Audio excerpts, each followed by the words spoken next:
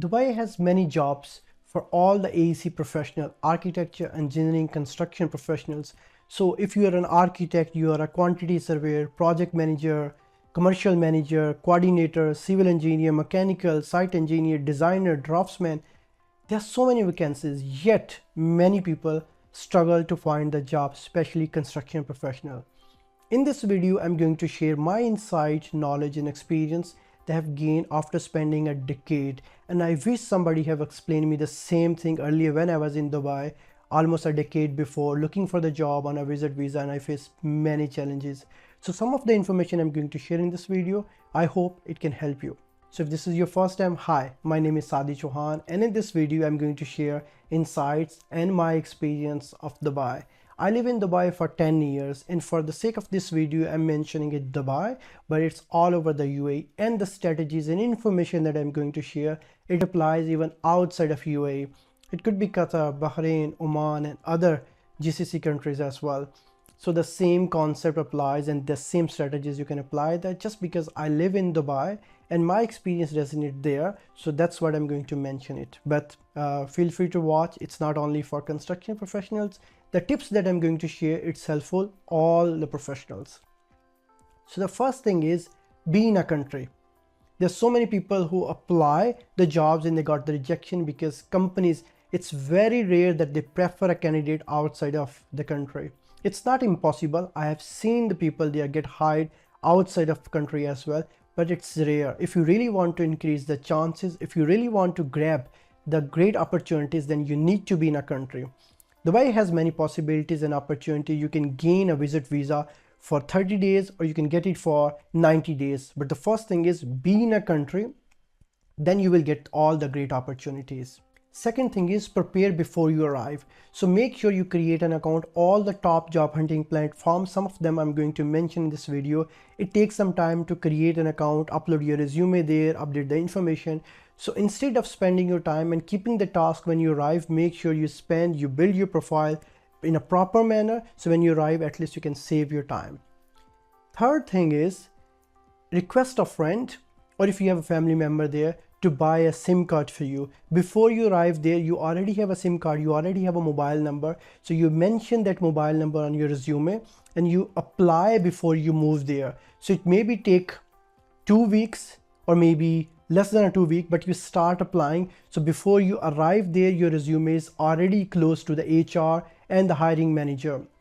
And of course, you don't need to lie. You can mention your arrival date, but sometimes it takes time. The process takes time. HR shortlists the resume and then they may plan to call next week or after 2 weeks, but it can save you a lot of time. So start applying before you move there. That's the second strategy that I recommend to all the professionals. The next is job hunting platform. There are many platforms, but I highly recommend Indeed, that is on top of them. Second is Dubai. It's popular in Middle Eastern countries, especially in Dubai. So I have personal experience with that. My first job was through Dubai, so I highly recommend that. Third is LinkedIn, and fourth is company's own website. These are the own platform that I highly recommend to use. Of course, there are other platform as well, but like Naukri Gulf and other platform, but I recommend these three platforms. Even if you stick to those, you'll find most of the job. And if you really want to go beyond that, there is a local newspaper and sometimes company posts the job in those as well. But I think these platforms that I have mentioned, it's more than enough if at the early stage, and all the top companies, they know that candidates are stick to this and they always publish their job there.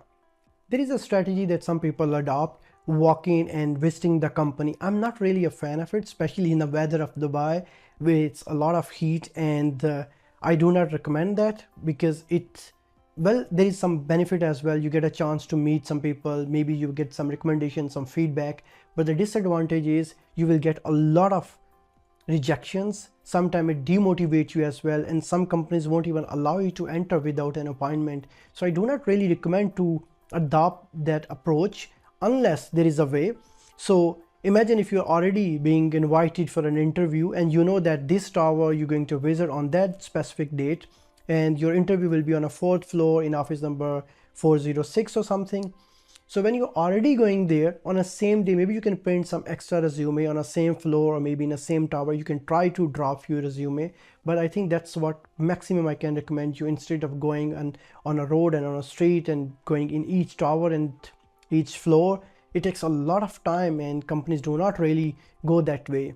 You will not even meet the concerned person and HR by that approach. The next is to create your resume in a professional manner. There's so many people who has a misconception that I'm an experienced and I don't really need to spend a lot of that time. My experience speaks for myself. That's true, experience matter, but your resume should be presentable because there are other experienced people as well. So imagine if there are 10 experienced people, their resume is on the table.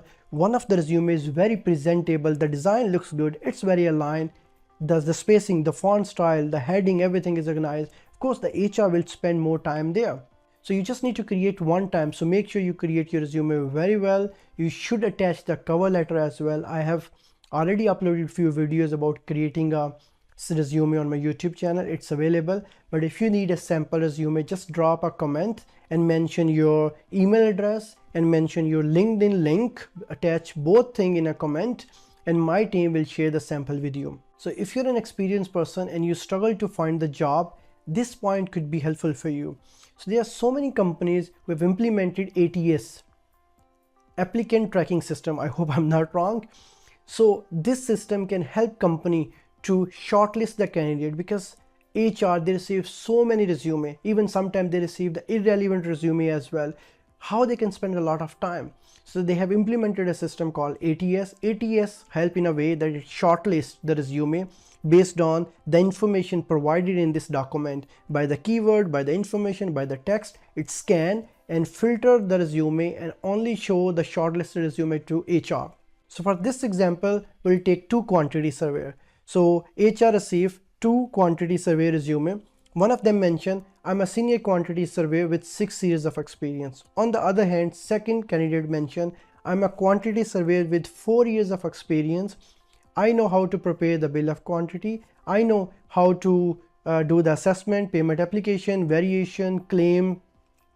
I know how NRM2 work. I know value engineering. I know POMI and all of those keywords. So what happened? This ATS system, because they know the requirement, and ATS system scan and find out these keywords are available in the resume of 4 years of experience guy instead of 6 years. So it will automatically pass that resume. So you see that this is how ATS works. This is a very high level example, but ATS scan and your keyword matters. So what I'm going to suggest you is, I understand that you're an experienced person, but the system, but the HR will not know unless you mention all of those details. So take your time. All the things, all the software, soft skills, technical skills, whatever you know, that spend your time and mention in your resume. So ATS will scan and forward your resume. That's the advice for experienced people.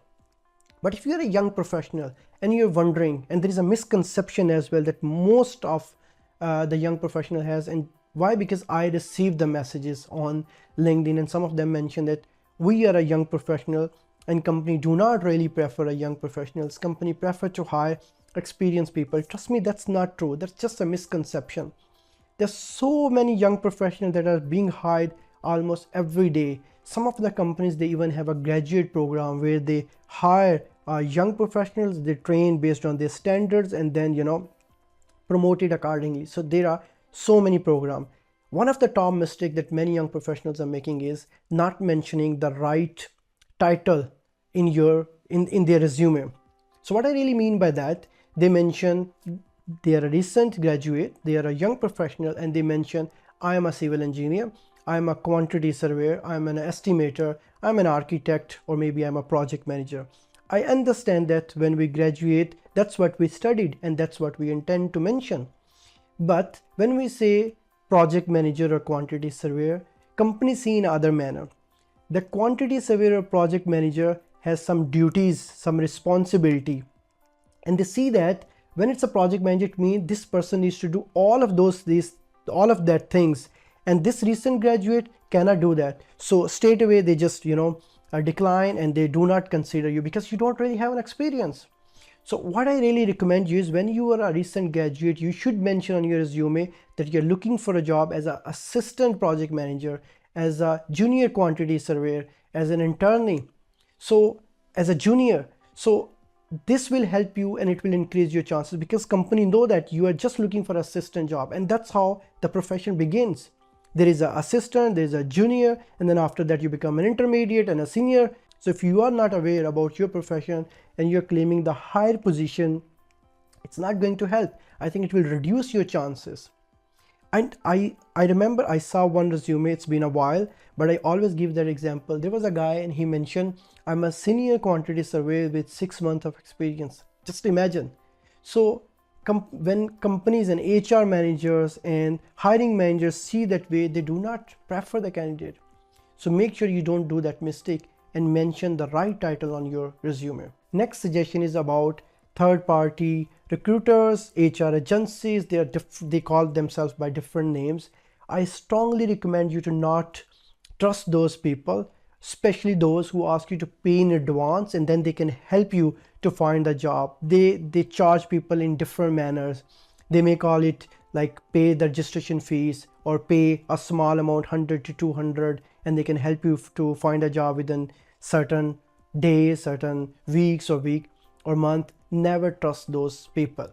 I have learned it from my personal experience. I know that when people go there on a visit visa, some people, they are desperate because they didn't find a job after spending weeks and months. Well, if somebody is saying that I will get you a job and then I will charge you this amount, still it's okay. I mean, like at least you are finding a job. But if somebody is charging you in advance, trust me, there are so many scammers and you should never accept that. In fact, if you ever receive a call that we are inviting you for the interview, ask them what is the company name and are they a third-party agency or it's a company directly.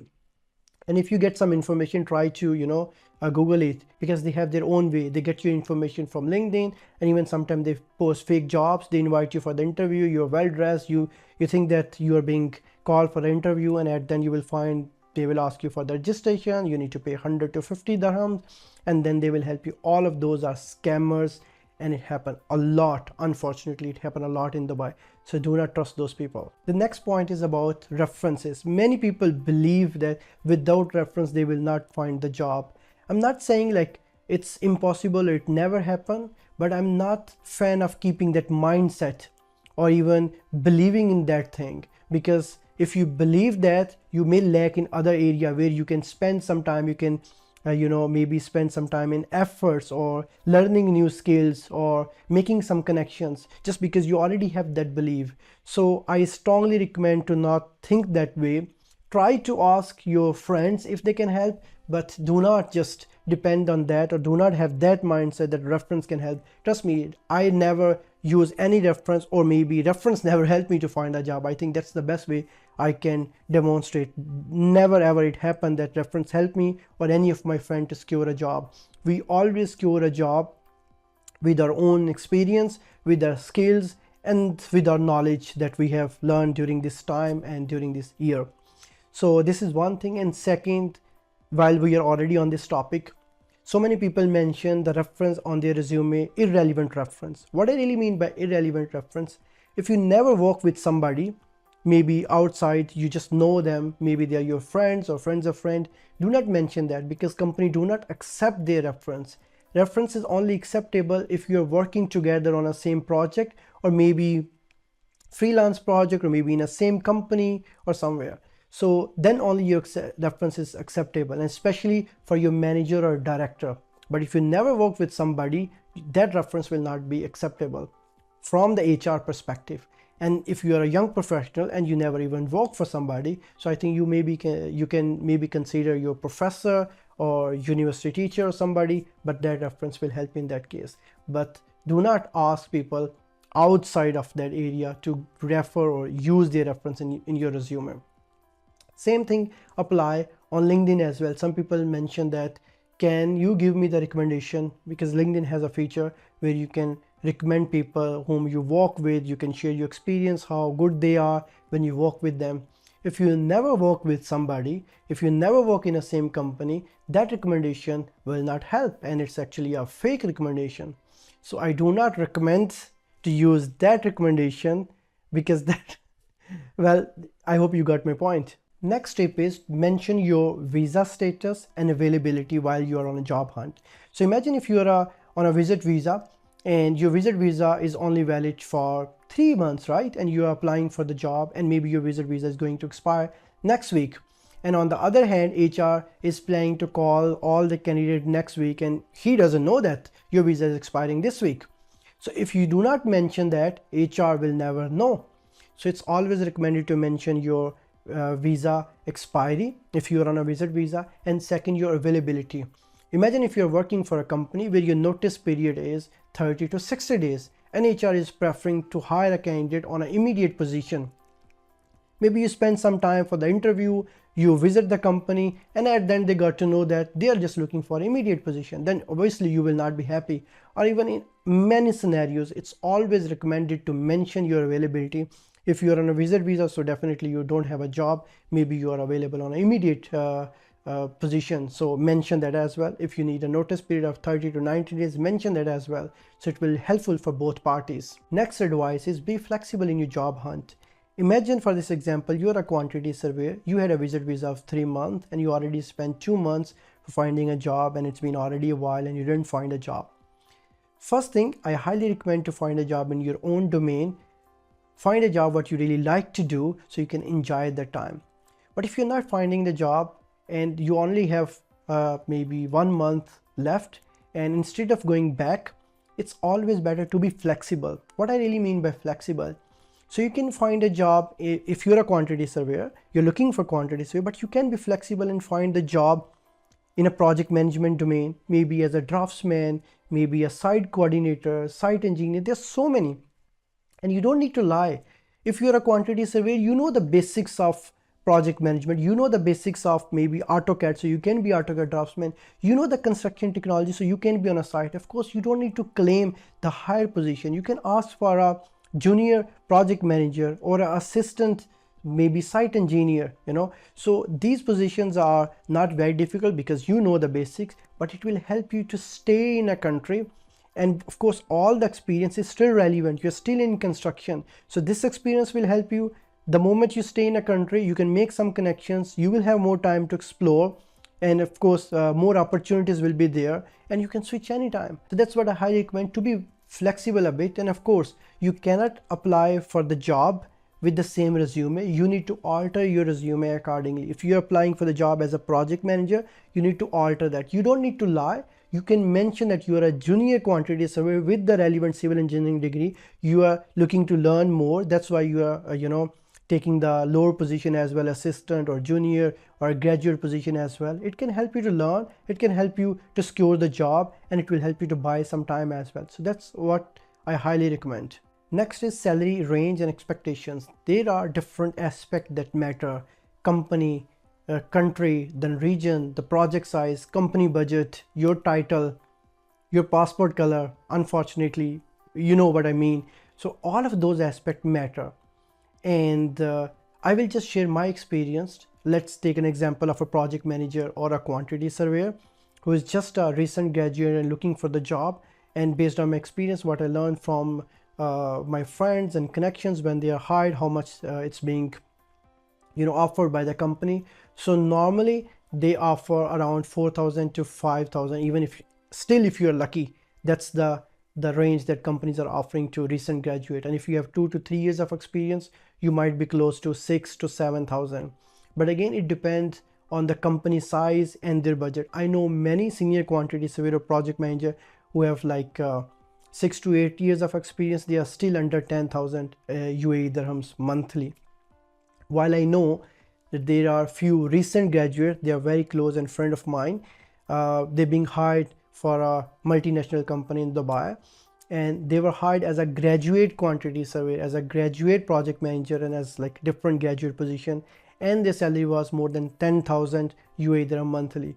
And now you understand that there's so many aspects apart from company, their budget, like your skills, your experience, your education. All of those things matter. And of course, Dubai is a land of opportunity. It's not only one way of earning. There's a passive income as well. You can start your own firm. You can offer freelance services and do the part-time work as well. So there are so many opportunities. But that's what about salary expectation is. Next point is LinkedIn. LinkedIn is a great platform. It's not only for job hunting. Of course, there are so many job hunting platforms, but I highly recommend to use it on a daily basis. You can upload any project you're working on. If you're an experienced person, you can upload your daily activities. Of course, you can hide the confidential information, but mention what is the project that you're working on, what is the experience you have learned, some information there. So it's not only helpful for for yourself, but it can helpful for algorithm as well.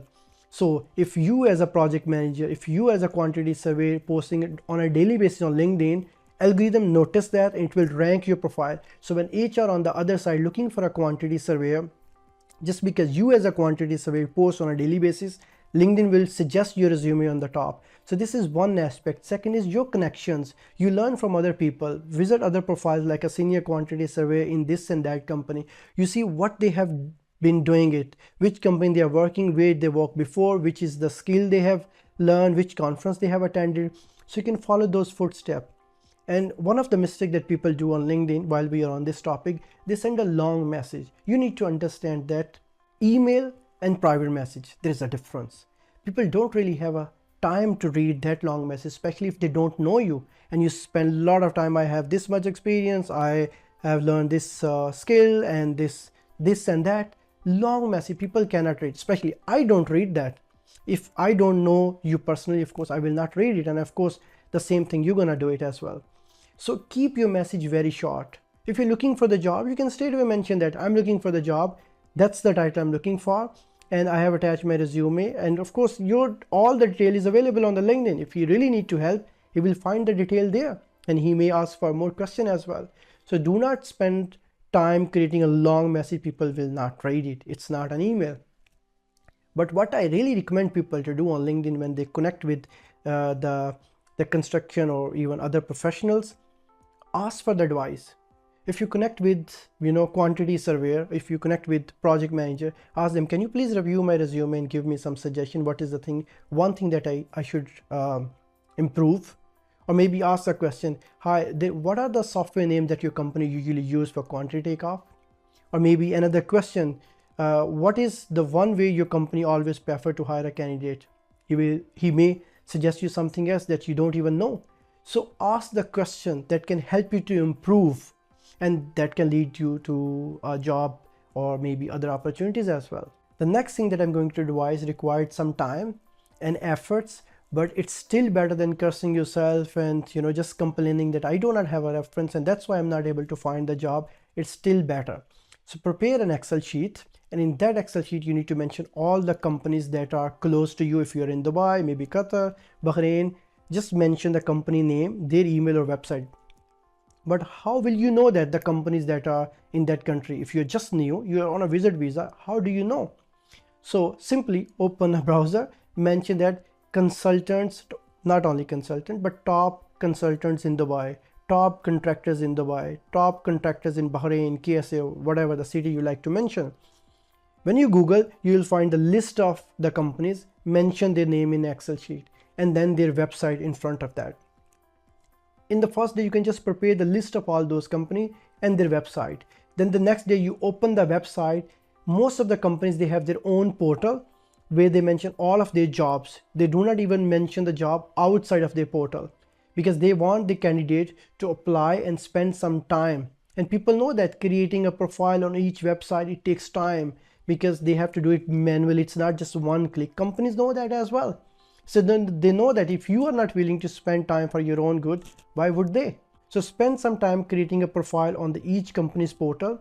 Companies have the jobs there, apply the jobs there, and companies always prefer those candidates. It's easy if you do it in a proper manner, like you can prepare another Word document where you can keep all the standard and generic information. Most of the companies and most of the job hunting platform, they ask the repeat question. Tell us more about you, your past experience, your academic experience, your strengths, your soft skills, technical skill. You know all of those questions. So keep it in a Word document. So wherever it's required, you will just copy and paste. You don't need to rewrite.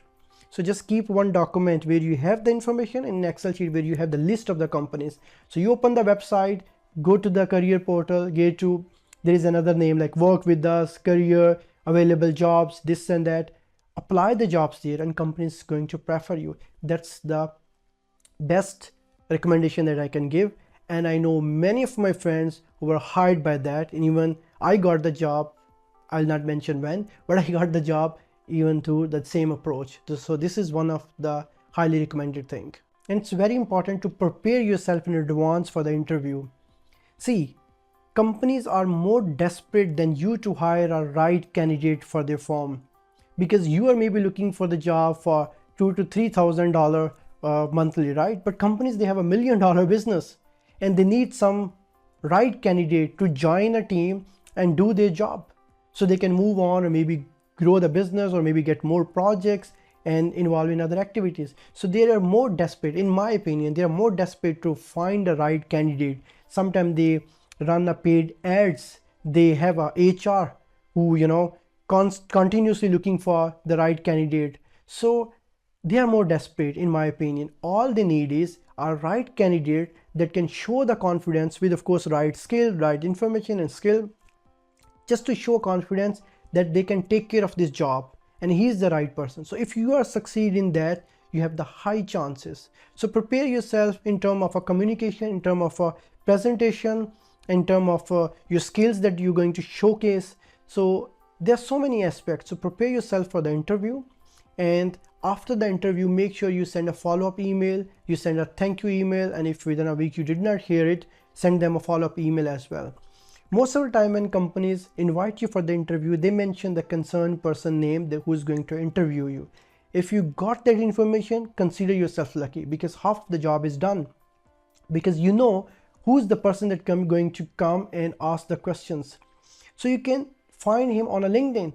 By visiting his LinkedIn, you will find his country, his background, his academic, his experience, and even more.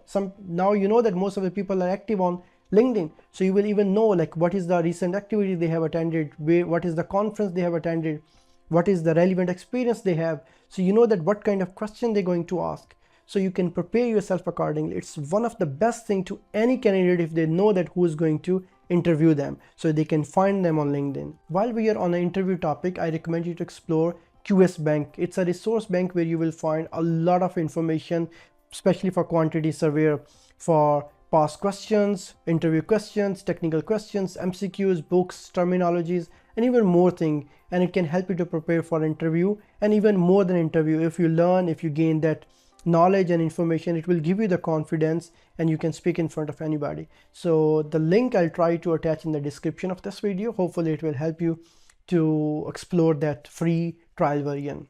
I think I have covered most of the questions and concern in this video, but if you think something is missing, so just drop a comment, and if you receive more comments, maybe we can make a part 2 of this video that can assist you in job hunting process. So that's it for today. I hope you enjoy and learn something from this video. See you in the next one. Bye.